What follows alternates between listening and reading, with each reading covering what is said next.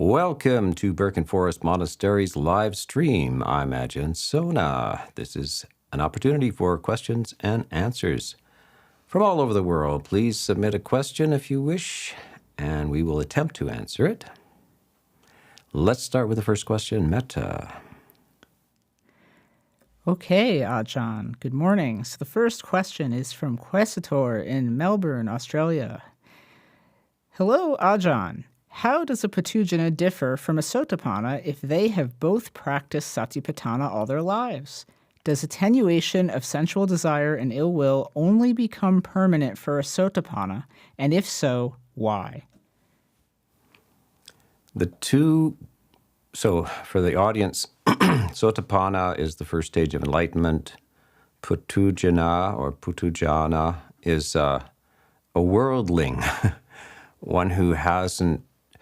And it's more or less, too, a person who hasn't been really exposed to Dhamma, is not deeply practicing, etc. But let's say even a person who is aware of Dhamma but has not attained the first stage of enlightenment, then they are also called a puthujjana, a worldling. So what's the difference if they've been practicing all their lives? Well, one has succeeded and the other has not. And also, two of the three fetters that are broken at first stage of enlightenment involve the reduction of anger and greed, but only to the extent that one would not break the precepts of killing or stealing. So greed and anger are reduced by the Sotapanna. They're not eliminated, by the way. The Sotapanna can get angry, can desire things, but not to the extent that they would commit a crime or do an act of deliberate violence of killing somebody or etc. So the puthujjana, the worldling, may also have those boundaries and very, very secure. And at times they may, their mind states may cross over into the same levels of consciousness as the Sotapanna, especially if they have some samadhi, some forms of quiet meditation, the capacity to quiet the minds. They may actually begin to experience temporary states which are comparable to enlightenment states. The problem is that the deep roots of these things, murder and theft and all these things, are not fully eliminated. So you can see people who go through most of their life law-abiding citizens, and then circumstances change. You're in the midst of a war, or you lose all your money and you're thrown out into the street, or this and that, or somebody's threatening you all the time. So you change, and because the roots have not been removed, it's possible to go into those kinds of intentions and actions. Whereas with the Sotapanna, even under extreme duress, they won't go there. They won't go into those states. So that's the first stage of enlightenment versus the puthujjana, who both of whom have been practicing satipatthana, which means the four foundations of mindfulness. It's a teaching method in the suttas based on the seventh factor of the full path, mindfulness. Okay, let's go to the next question. And by the way, I want to say hello to a few people. We have, all the way from Australia, we have Amanda here, and her sister Cindy sometimes watches Ajahn Sona's Q&A. So I want to say hello to Cindy, and thank you for lending us your sister. I also want to say hello to Ash's mother, Anne. I'm glad you sent your son here. He's improving. He's making very nice. I had some of his banana bread this morning, so we're very happy to have Ash here, Anne, if you're watching. And my mother is here in the live audience. We have a live audience here. So hello, Irma. Hello. Yes. She's staying at the monastery for about a month in November, and she's doing very well. And so let's go to the next question. The next question is from Sean from Kamloops in British Columbia, Canada. Hello, Ajahn. How does one best balance having a practice and living in the world while avoiding being overly austere with oneself? I have found practice can feel liberating, but cold and isolating at times. I want to strengthen and maintain my moral and mental fortitude to gain peace of mind while avoiding scorn and self-admonishment, but find that engaging in modern life is a slippery slope fraught with proverbial moral landmines. At times, I find myself asking how I let myself get here, seeking your advice on finding stability and balance.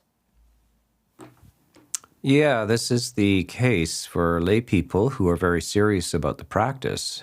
They often want to live in a kind of monastic way, and they find it difficult.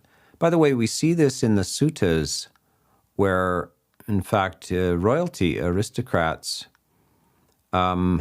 become so interested in meditation that they basically are not interested in the joys of the aristocratic lifestyle, the feasts and the dancing and all of that stuff, and they withdraw into their meditation gardens. Some famous stories are where the king is so much into meditation that they they just ask the queen to just bring them the one meal a day, and they withdraw and take up the 8 precepts. So the queen is a kind of a attendant to the king who just lives in meditation. These are all examples. We have another example, a famous example in the sutta of a person who has attained the 3rd stage of enlightenment. He's a potter named Gatikara. And he can't leave to become a monk because both of his parents are blind, and he's the only support for his father and mother who are blind. And this is, in ancient India. This is at the time of the Buddha, 5th century BC. So they don't have all these fancy social safety networks and things. So Gatikara is a potter, and he just makes pots and leaves them on a table beside the road, and anybody who wants to buy, they decide how much they want to leave for the price, and then he takes the money and buys food and the necessities for his family. So these are kind of examples where kind of a person is stuck between monasticism and the lay life. And yes, until your practice is flourishing, it's a bit austere. You're avoiding socializing and all of this. It's something you have to develop skills and a comfort with solitude over time.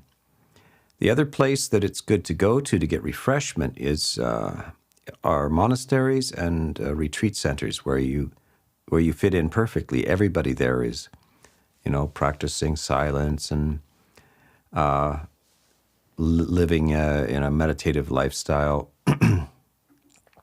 So that's where you want your support. And of course, these days you can go to Ajahn Sona's YouTube channel and bathe in the Dhamma for a while, being supported by questions and answers. And of course, it's not just the live streams, but we have 380-something videos on the stream. So you can listen to 4 hours of videos every day, and almost for a year, and so you have a lot of support, possibly through the media, internet, and et cetera. And there are a number of other channels, of course, that support this kind of lifestyle. And then there are online meditation groups and what are called upasika groups. We have our own upasika group, which is you can take the course online, and then you can join online meditation groups as well. Because we realize it's quite a problem. There aren't monasteries on every corner in the rest of the world. There are monasteries on every corner in places like Thailand and Sri Lanka, Burma. There are 35,000 monasteries in Thailand. And usually about 250,000 monks. So every day you see monks streaming through the villages on alms round, and you can drop into any beautiful temple. They're quite gorgeous, and there'll be monastics. You can spend some time there meditating, reflecting. People appreciate the lifestyle. But in the West, it's few and far between. So you have to, fortunately, we have this internet accessibility, so it's not all, internet is not all a bad thing. There's good stuff on it as well. So you're going to have to support yourself through these means, but also recognize that you're going on a different path than most people. Most people plunge into the world and just look for the next sensory hit. They're not thoughtful, they're not wise, and so when you choose to live a different lifestyle, which is more austere, that it's a challenge, but it's also quite an adventure. You're going off into a different wilderness, and there are challenges along the way, but it's a very famous path. This is the spiritual path. Yeah. Okay, let's go to the next question. The next question is from Terry from New York in the United States. As a fairly busy working layperson with a family, I often feel like I'm always doing something. In the moments when I don't have something to do, what should I be doing with my mind? Well, let's say what you shouldn't be doing with your mind. So the first thing is right effort. The first part of right effort is to what not to think with your mind. So you examine, it's not the thoughts particularly, it's the emotional content behind the thoughts. So if you're having emotions like anger, sadness, depression, greed, etc., those are things you shouldn't be focusing on. And you must learn techniques to how to either prevent those types of emotional thoughts. It's not right. Remember, it's not thinking; it's the emotion behind them that's the problem. So defilements are really emotions, and you need to recognize them, to be able to name them, and then to dismiss them or replace them. And then you need a few solid replacements. So hostility and anger, resentment. You had an argument yesterday, and now you're thinking about it. You have a moment of rest from doing the dishes and cleaning up after the kids and so forth, and now you're going over an old argument you had yesterday or the day before.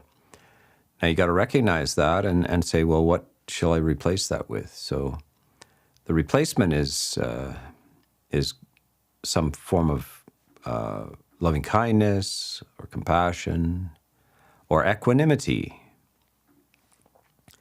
And you need a little, maybe to remember a few of the words of the Buddha, how beautiful the expression is, and you memorize those words, just a couple of lines.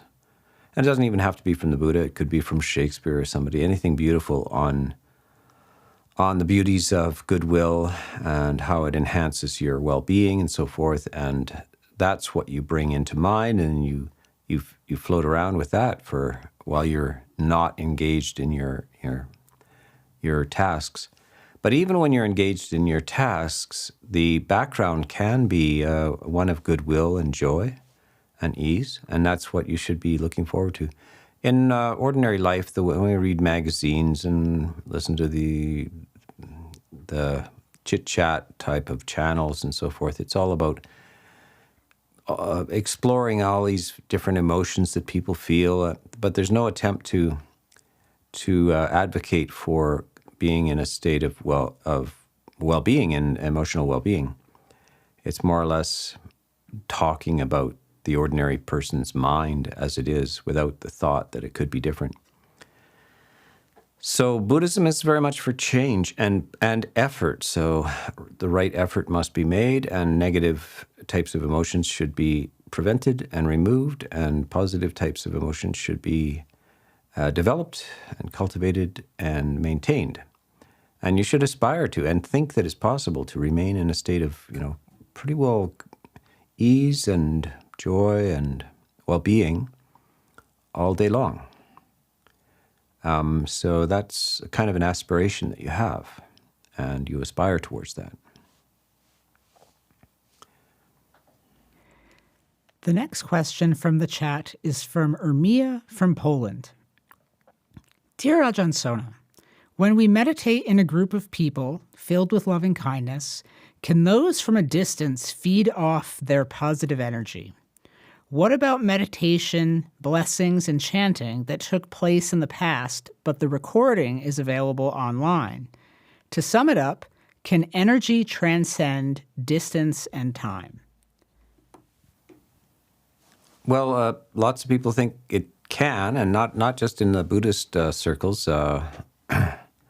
This is the nature of prayer. You go to a Catholic monastery or nunnery, and they'll pray for you and so forth. And in fact, there have been studies on this, like scientific studies on whether any healing can take place at a distance. They did studies on a nunnery, 20 nuns praying for the well-being or something of people that they are aware of or know.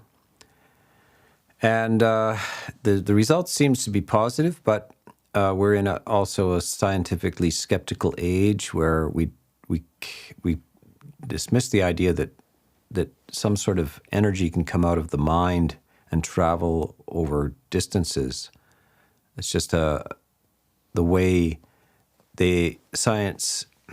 some science regards the mind as just the brain, and they can't have a field around it of energy. Others would disagree. So I think it's a little bit beyond the grasp of hard sciences to deal too much with consciousness itself. It's a little more sophisticated than they have the apparatus to actually deal with. So you get all these studies, and you get very positive results from all kinds of extrasensory studies, and then that goes to a group of scientists that are extreme materialistic, skeptical types, and they say, well, there's not enough evaluation of the conditions and so forth, and they dismiss it. They dismiss it because they think it can't happen. And the other ones think, well, I don't know, maybe it could happen. Who knows? So let's see if it does happen. And so the battle goes on. But it seems to me, in my subjective experience, it's happened many, many times that people seem to be receptive to goodwill, focused on them and sent at a distance. Healing takes place sometimes. Improvement of spirit takes place sometimes. You can also realize that just to think about certain people that uplifts you, and certain people that bring you down will bring you down.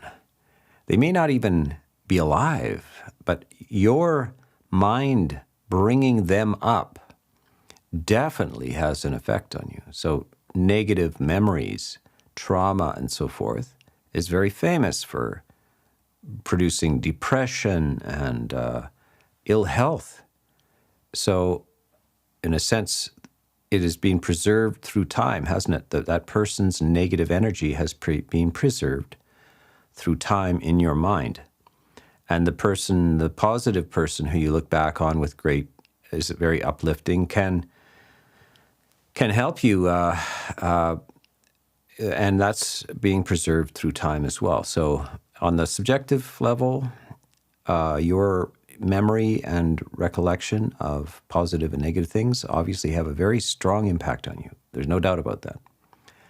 And it's perhaps, and I tend to favor it as a fact, that profound goodwill can affect you at a distance from other people, even if you're not aware that they're radiating it towards you.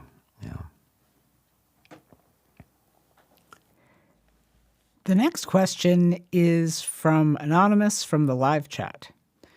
Dear Ajahn Sona, a monastic recently told me that by wanting to access samadhi, I was in fact hindering my ability to do so. They said that much of the path is contentment, and that being content with one's own current level of attainment is important. This seems to be in conflict with right desire and right effort, or have I misunderstood? Did the Buddha speak of contentment in this way? Yes, that seems to be a meme, this reply that you should be content with. On an exam, and I've written a whole book called What Comes Before Mindfulness, and it's the restoration of the sixth factor of the path. It's called right effort. And this kind of gets, I don't know how it got dismissed, but the problem is they're asking you to be content, but contentment itself is a kind of samadhi. So how do you get to be content other than wanting to be content? But if you're not allowed to want to be content, then aren't you discontent? So they're advocating for a logical conundrum. They don't understand that they're being illogical when they ask you to be content without the samadhi, because the contentment is also a positive mental state. And they're presuming that you have it, but you don't have it. So what are you supposed to be? Content with your discontentment? Look, you're either content or you're not. So if you're discontent, aren't you supposed to aspire along the path?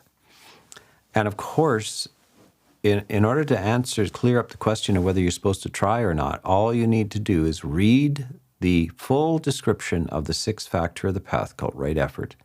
And there's a lot of phrases like stirring up energy, making effort, determining, going forth. And the Buddha says, even with tear-stained face. So you're supposed to make effort. If monastics, especially going off into the forest and everything, the first time they get a little disappointment and everything, they give it up. That's not the instruction of the Buddha. One does not give up even having to go forth with tear-stained face. No, he's a hardcore, it's hardcore effort. But it's right effort. It's not futile effort. It's not foolish effort. It's right effort. And right effort is just like learning to play tennis or play a piano and everything. Your teacher will say, yes, you have to practice a lot, but you can't practice wrongly because you won't make progress. So, and certain kind of motions on the piano keyboard or holding a golf club or anything may seem natural to you, but they impede your progress. So you're going to have to do something unnatural, but it will eventually have the right results. And this is called right effort.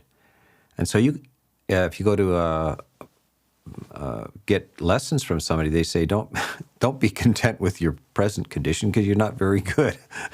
You need to have interest, energy, focus, desire. But in fact, I did teach music long before I was a monk. And I had all kinds of people coming, and they would get frustrated in the middle of the thing, and they'd every time they make a mistake, they go, oh. So at first the thing I says, it doesn't help to go, oh, when you make a mistake. Don't do that when you make a mistake. You just make a mistake. But it doesn't mean that you can just, feel free to make mistakes. Now, you're trying not to make mistakes, but you don't have to add unskillful emotional baggage to that correction process. So people think you have to shout or get mad at yourself or anything in order to make progress. It has nothing to do with that. It in fact is the wrong advice. I see this in coaching. People, these coaches of all kinds of athletes, they're yelling at them, and you've got to dig into yourself. You've got to be angry at yourself, and all this bad advice. None of that is how you get better. You get better by practicing the right and appropriate skillful way. But that requires desire and effort. That desire is called chanda, and it's right desire, and it's mentioned many times by the Buddha. You must have right desire to come to the end of desire. A man comes to the Buddha and says, I think it's a paradox that you advocate for this kind of desireless state. And doesn't that take desire? And isn't that a paradox? And the Buddha says, if a man has a sliver in his hand, he takes a needle, and he takes the needle and digs out the sliver. But after he gets the sliver out, he doesn't need the needle anymore, does he? But he'd be a fool not to take the needle and dig out the sliver, because the sliver is the problem. But once you get the sliver out, you don't keep digging. So that the sliver is the fact that you have attachments already. You're immersed in these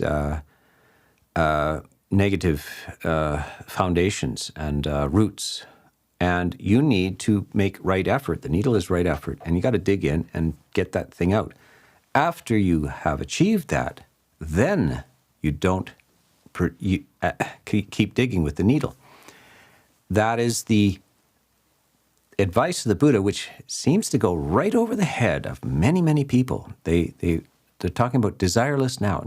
Don't strive. Striving is, again, away from enlightenment. You're already enlightened. All this kind of nonsense. It's a nonsense. There is another simile. The Buddha talks about a raft to get you across a river. And then so the man gets on the raft and paddles across the river, and then the other side, and he says, but does the man then carry the raft on his head after that? No, he leaves it on the beach. So people misinterpret that as not being attached to the teachings. The teachings are the raft that carry you across the river. But you have to get across the river first before you leave it on the river bank. Don't leave it on this bank because you're not enlightened yet. Leave it on the other side. The teachings carry you across, and then you don't have to concern yourself with the teachings because you are the teachings. That's what meaning to set down the teachings doesn't mean to forget the teachings. It means that you have accomplished the teachings and they are second nature to you. So there's a huge bundle of tangled stuff. That's why I wrote a whole book called here, What Comes Before Mindfulness? Ajahn Sona, Amazon. Enough. Okay. Yes. Next. Okay, so the next question is from the live chat. Dear Ajahn, what is Kundalini awakening and how is it connected to spiritual awakening? Do our souls sometimes choose traumatic events, such as car accidents, for its spiritual and Kundalini awakening? Kundalini is a rather recent invention, actually. The idea of the serpent going up your spine and all that kind of stuff. And it's characteristic of a lot of so-called yogic schools, especially in the last 150 years. A lot of these yogic schools that arose in India claim that they're ancient techniques, that esoteric, they're preserved in a teacher lineage and so forth, but on investigation you find no trace whatsoever of them in history. They are actually inventions. And, it's kind of they're building cults and various things around these ideas. Maybe some of the stuff is quite good, but the problem is that they have a very sketchy history of lack of virtue practices. The Kundalini community and so forth had a very sketchy history. A lot of these things are manipulative, claiming this and claiming that. Because it's a esoteric kind of thing, it's hard to evaluate whether it's real or not and so forth. But so I wouldn't get carried away. Like, you don't have to worry about hoping that a car accident is a productive experience. Or that whether your soul is looking for opportunities like this. I would just say don't investigate that at all. Just forget that whole idea. You will have all kinds of situations arrive at your doorstep, negative and positive. And the advice is how to handle them is like with equanimity.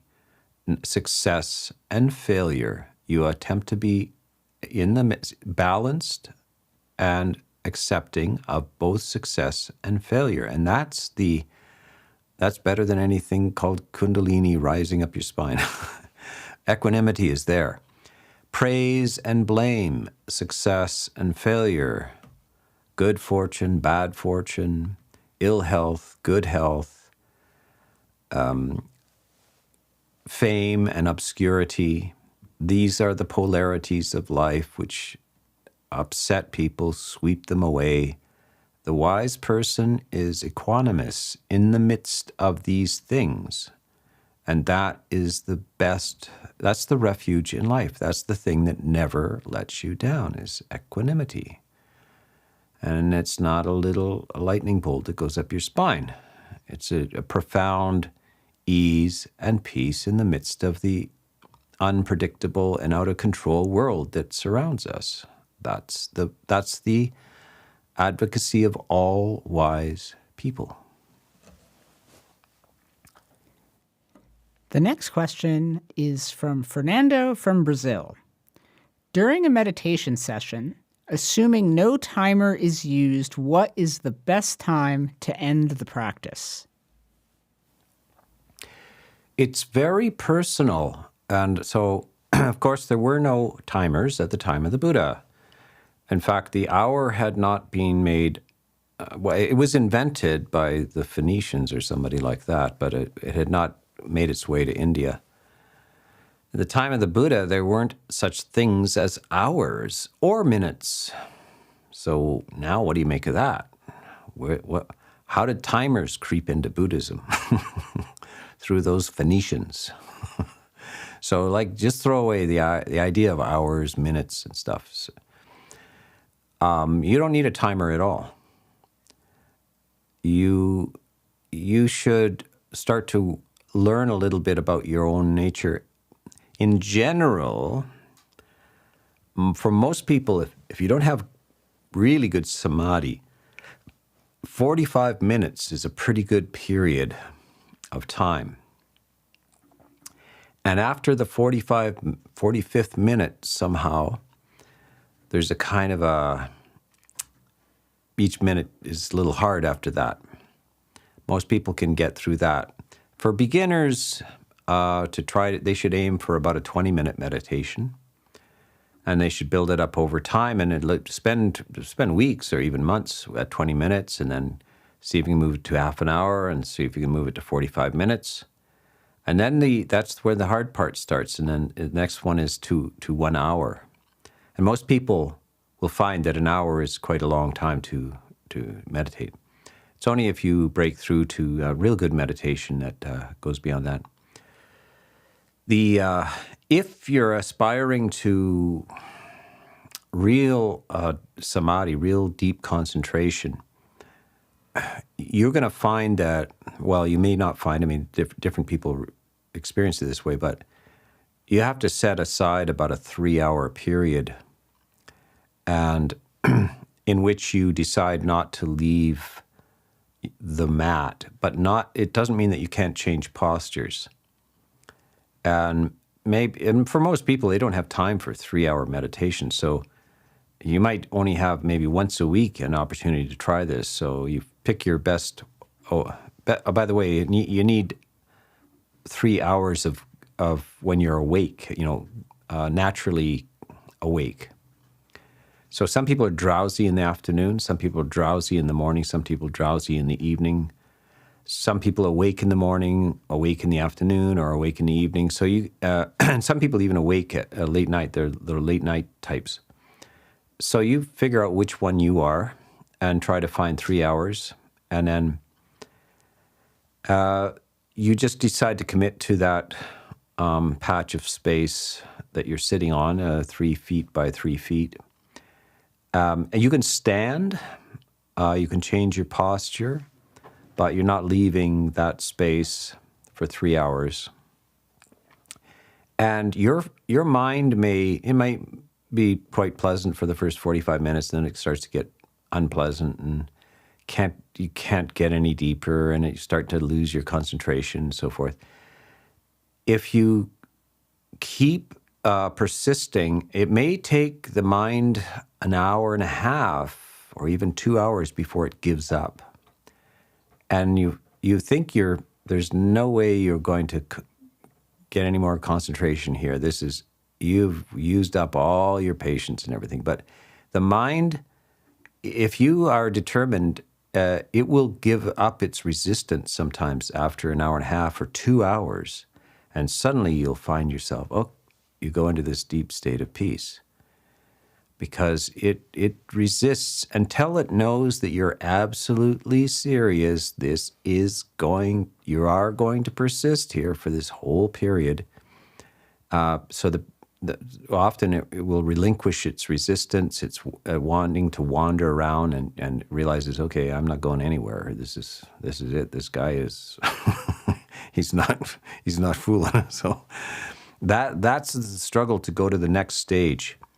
But in the meantime, for most people, if you can manage a 45-minute period on a regular basis, that's very good. It's going to change the quality of your day and so forth. But don't worry about whether it's exactly 45 minutes or 39 minutes or 48 minutes or 52 minutes or this kind of stuff. You're being a Phoenician. Okay, let's go on to the next question. Okay, there's another question from the chat from Zenjay from the UK on meditation. Would you recommend the use of Buddho while meditating and developing mindfulness? Yes, this curious repetition of Buddho. I encountered this when I went to Thailand, and it seems to be a favorite mantra, kind of basic mantra that is used throughout Thailand, and in the forest tradition, you'll see some of the fairly famous forest masters have used this word Buddho. It never appealed to me, but it seems, I would say, it's not listed as a kind of a meditation technique, by the Buddha or anything. What is listed as a meditation technique is Buddha Nusati, mindfulness of the Buddha. But that's not the repetition of the word Buddho or Buddha. It is a recollection of the characteristics of the Buddha. And there are a number of different attributes of the Buddha. He's wise and seeing the worlds, knowing other beings, knowing what leads to goodness, knowing the Eightfold Path. It blurs into Dhamma, Buddha and Dhamma, etc. So these are the things that are very inspiring to think about, very uplifting. So that if I was going to use anything, I would use Buddha Nusati, mindfulness of the qualities of the Buddha, rather than just the word Buddha or Buddho. Also in the West, we're not raised. The word Buddha or Buddho, by the way, these two endings this is the nature of Pali. There's a nominative and an accusative ending. Buddho, nominative, I think, and Buddha is accusative. So it's not important. It's whether Buddho or Buddha. In the West, we only use the word Buddha. We don't use Buddho. So this is a cultural thing, obviously. Especially perhaps in Thailand. You'll see that the names of monks have an O at the end of them in Thailand, and in Sri Lanka they have an A at the end of them. I was ordained in the Sri Lankan tradition originally, so my name is Sona. If it had been in Thai, I would have been Sono. So Viradamo in Pali, and in Thailand, and Viradama in Sri Lanka. So those are just cultural things, not important. The word itself is not magical either. So it's a cultural thing, but it has a lot of resonance. If you're born and raised in a Buddhist country, the very word itself, Buddha or Buddho, is kind of like, has all kinds of resonance to it. In the West, it's Jesus. People have the Jesus prayer, or Jesu Christo, kind of a Latin version of it. It has all, if you're raised in a Catholic situation, especially during the Latin Mass and everything, it just has all kinds of resonance to you. But if you're not, then it doesn't do anything for you. So I'd ask you, does it do anything for you? Does Buddha do anything for you? If it does, fine. But if not, then just maybe just reflect on the qualities of the Buddha. Yeah. The next question is from Holly from Cherry Hill, New Jersey, United States. I struggle with normalizing dopamine levels. I experienced a sudden dopamine rush yesterday when I shopped for a winter coat. A mundane experience became exciting because I purchased a luxury brand coat for 66% off the retail price. I'm feeling it now. Okay, go. Keep going. After the rush, I became anxious to secure another bargain. Essentially, I struggle to maintain equanimity. Thank you for any suggestions. Struggle to maintain equanimity. You certainly maimed it. You certainly maimed your equanimity, dear. With a 66% sale, you lost your equanimity. And your but you kept your dopamine though. But this is the problem, isn't it? Like that we need those. This is apparently it's the shopping addiction kind of thing. It's a very common occurrence, and we must not be dependent on this for our happiness. Now, first of all, you'll go broke. It's a form of gambling. And gambling is the Buddha says gambling is the doorway to the lower realms. It keeps, it's not in itself evil, but it leads to problems. And it's the requirement, it's the excitement. The gambler gambles not really for money, but there's a moment of anticipation and excitement, and that's what's addictive about it. It's not the money thing. It's that kind of thing. So that addiction to that little moment of excitement is the problem, and it's the core of all addictions is that. But we would like to have a kind of a steady state of well-being where we're feeling quite content and okay all the time, rather than these little blips of little highs and then a feeling of vacancy or absent without that. We want to have a sustained well-being, and we must withdraw from these little excitement moments in order to do that. And that quite often that's hard to face. To undo addictions is very notoriously hard to do.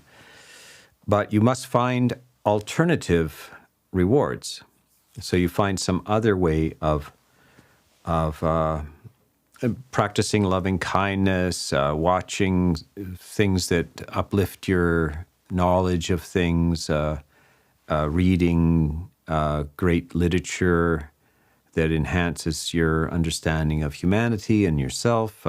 These are the substitutions and sublimations of, so you sublimate, you push under these little unwholesome tendencies in the brain, the algorithms of the brain that cause distress, they're in there for some sort of evolutionary causes, But you, in order to be a really sort of wise human, you have to transcend these things, this primary conditioning, and you can see it in vast portions of the population. They're actually just subject to these impulse addictions. But in order to have freedom, you have to transcend that. What replaces it, though, is not just emptiness, barrenness. It is more sustained ease, and it's much superior to that. And the more that you have that, the more that need will fall away, and you won't need to go shopping anymore. Yeah. The next question is from Stop Fear from San Francisco, United States. Dear Ajahn, when meditating, where should the pupils of the eyes rest? Could they be moving? Must they be still? The eye, basically downwards is best, and the eyelids can be either closed or slightly open. Sometimes with closed eyelids, if one is inclined to visual fantasy, then one fantasizes more. So if you open the eyes slightly, but don't focus on anything, you get light in the eyes, and there's less chance to make visual fantasies. So, but the eyes should be downwards, and the eyelids relaxed. The eyes shouldn't be moving, actually. Pupils shouldn't be moving. They should be... That indicates certain kinds of, activities. And of course, even in sleep, you'll see that the eyes, rapid eye movement, REM, in sleep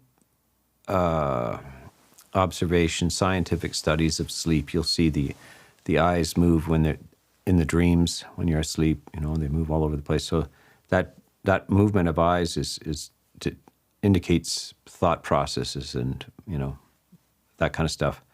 So ideally, the eyes should be, at rest, non-moving. The next question from the chat is from Carolina. Dear Ajahn, do you think that going to the holy sites of Buddhism in India enhances one's practice as a lay Buddhist? What did it do for your own practice? I've never been to the holy sites in India. And my practice is not based on that. Maybe one of these days I will. I not necessarily for myself, but I'd like to maybe bring a bunch of people and have just spend a lot of time there, not really roaming around. A lot of these pilgrimages are kind of energetic things. People who don't meditate a lot often need kind of activity, action, and pilgrimages are one way to do it. Journeys, faith journeys is what they are. The Buddha himself did recommend it, that people should go to these holy sites, the birth, death, awakening sites, and where maybe the first sermon site and so forth. So these are advocated by the Buddha to go and visit that. By the way, one of the things that is said is that if a person with that faith mind of faith and energy, dies along the way, they shall be reborn in heaven. So don't worry about dying along the way. There might be some impediments along the way, but because your mind is so focused and uplifted in a faith mode, that type of consciousness, dying with that type of consciousness, very potent in terms of the next life. So a lot of people do that. But, monks are living their whole lives around the Buddha, the Dhamma, the Sangha. They're endlessly reading the suttas that the Buddha gave. They're recalling the teaching it and so forth. And so basically every day is a pilgrimage, Every day is a pilgrimage for the monastics.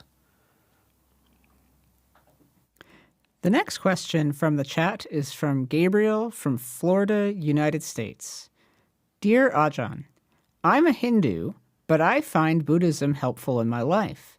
How best can I reduce anger, especially when I'm interrupted during puja meditation, especially by my family?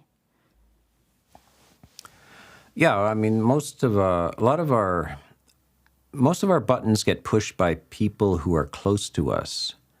Not surprisingly, it's not strangers so much; it's people who are close to you. So, yeah, your puja, you either have to find a new place for your pujas. Your puja meaning meditation period, devotional periods, prayer periods. This is a problem for all religious structures where they're trying to have a little bit of peace. They're trying to get away from their family. These days, I mean, you can imagine if you had 12 kids, like how do you get a moment's peace? Well, that's why people go to temples and etc. So you're going to have to get some good earphones. Make a soundproof little closet and get some earphones and have a quiet time. Another type of puja is listening to talks like this, and you just put the headphones on, noise-canceling headphones, and listen to the dulcet baritone of Ajahn Sona. Don't go to sleep though. So you try to arrange thoughtful ways, either places that you go that are not too hard to get to, or because of modern technology, you can have little soundproof closets and stuff that have decent fresh air in them. And it's such an important part of life that you actually should contribute some personal effort to making a suitable puja place in your home that can't be interrupted by your family. Because anger is very unwholesome, especially when you're trying to do the opposite and then interruptions happen. You can also recall in some ways, at least to make it humorous, Ajahn Chah was brought to the United States on a little tour by his disciples early, and he couldn't speak a word of English, by the way. He had a translator with him, and they brought him around to this strange country. And in Boston, they had a meditation retreat with him in a church in Boston, like one of those old stone churches. But the traffic was terrible, honking traffic and everything. And people would said to me, I can't meditate. The traffic, the traffic's bothering me. And he said out of his Thai way, by the way, Thai forests are noisy as heck. Thai forests are not quiet. They make Boston traffic seem quiet. So if you expect to go to the forest and have this peace, you'll hear geckos and gecko, this tuke and buzzing of all, insects, and everything is noisy, So he said, the noise doesn't bother you. You're bothering the noise. Why are you bothering that noise? Stop bothering that noise. So you got to think, and when you're doing your pujas, stop bothering your family. Your family not bothering you. You're bothering your family. Stop that. Yeah. The next question is from Gabriel from London, United Kingdom. I find that sensual desire can arise when trying to generate metta for people of the opposite gender and completely obstructs the generation of metta. Is there a way of working with this? Yes, indeed there is. And that's why there's a warning. Don't practice loving kindness for somebody you're sexually attracted to. And the cure is don't practice loving kindness for somebody you're sexually attracted to. There, we solved that problem. That is the last question. And we shall hopefully be here next week. We're in a roll with the live streams, so get your questions ready for next week. Although you can never tell.